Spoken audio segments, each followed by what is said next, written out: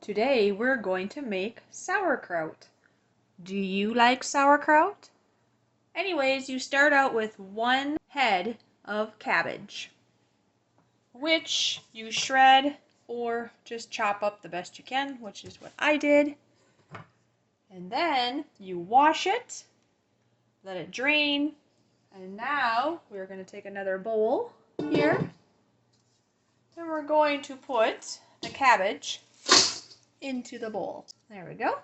Now that you have your cabbage in the bowl, you add the salt.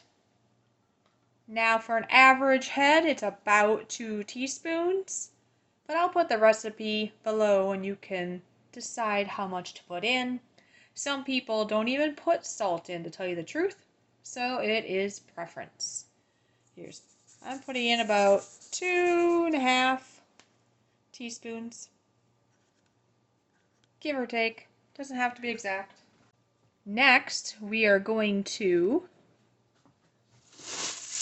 squeeze it and smush it. Mix that salt in and you just gotta squeeze, and you're gonna do this for 5 minutes. Approximately 5 minutes, okay? I'm not gonna bore you with that. I'll be back. Alright, I've been doing it for about 5 minutes now. And let me show ya. Look at that. See that juice coming out of there? I did not add any water. That's just from the salt and from squeezing it. Pretty cool, huh? Look at that. And of course, make sure your hands are very washed. Hygiene is critical. Tasting it's a good thing to do too. I like tasting it. Alright, so as you can see, as I tilt it, without squeezing it more, you can see there's some liquid. Now, if we don't have enough liquid, we can always add some water. We're going to do our best to use the liquid that came out of the cabbage. Alright. Also, I'm going to show you 2 different ways that we can do it.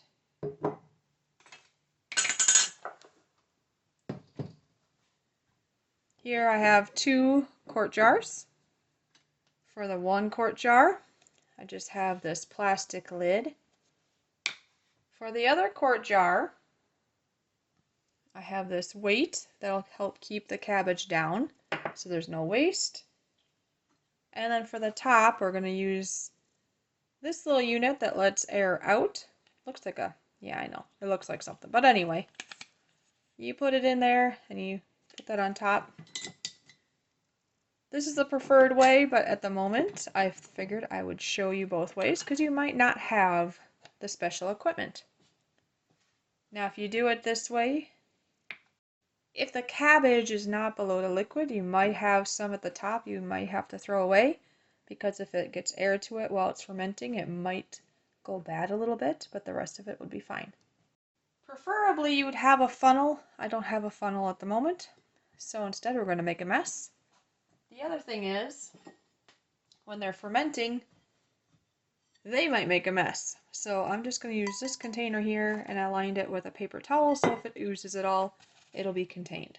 You'll see what I mean in a minute.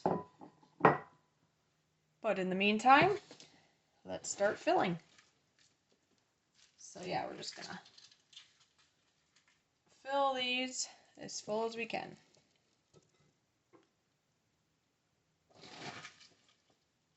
And you never know, we might get it all in one, but I wanted to show you both options, be it we fill both jars or not.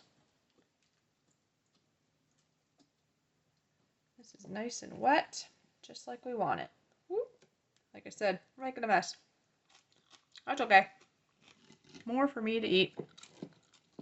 You pack it down, as you can see. So, what do you think? Am I going to get that all in there? Probably. But either way, I wanted to show you both of the top options. Having a weight and having this top is preferred.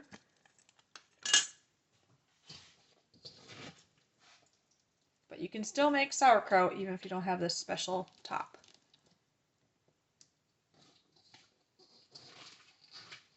You just might have a little bit at the top to discard at the end. That's all. Yeah, you just want to push it in. Like I say, make sure you wash your hands well. If you're worried about that, you can always wear gloves.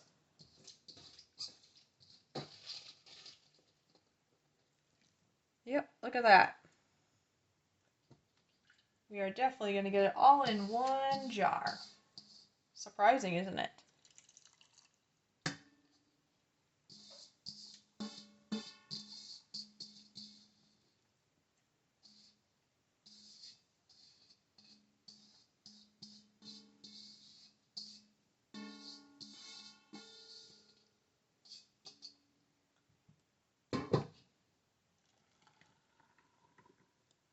Ooh, look at all that juice in there, huh? Look at that. Pretty cool, huh? So we're going to try to have enough juice. And if not, I think we'll add just a tiny bit of water just to make sure. Wash my hands.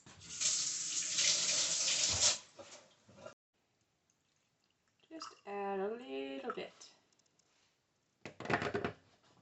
There you go. See that?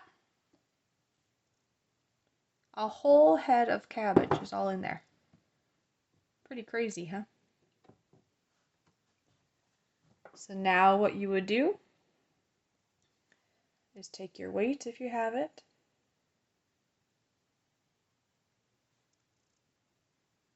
And you stick that right inside. That just helps keep all of it down below the liquid. And now you put the top on.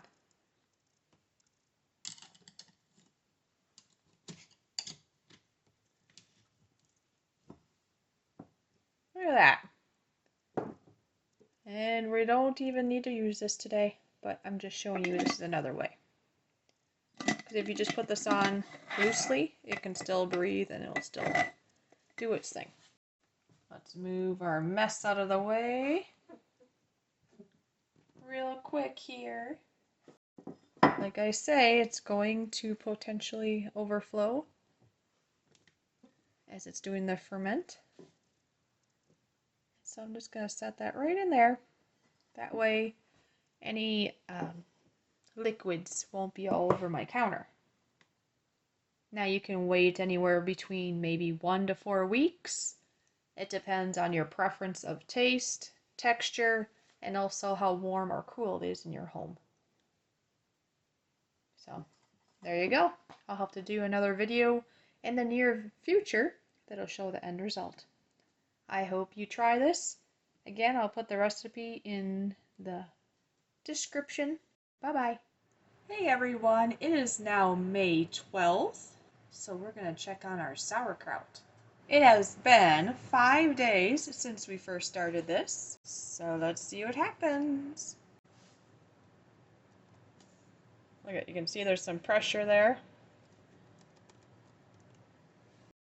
Okay. Okay.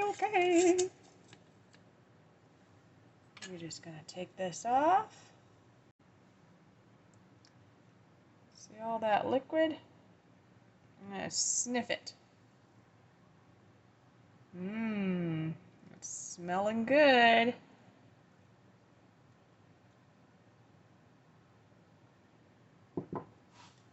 I'm going to put some in a bowl so I can try it. We gotta take that weight out first. Remember that handy dandy weight?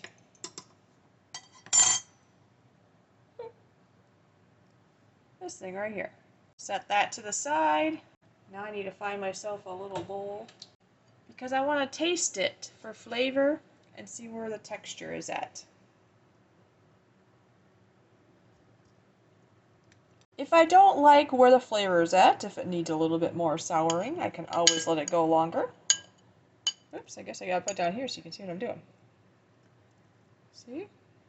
Let me have a taste.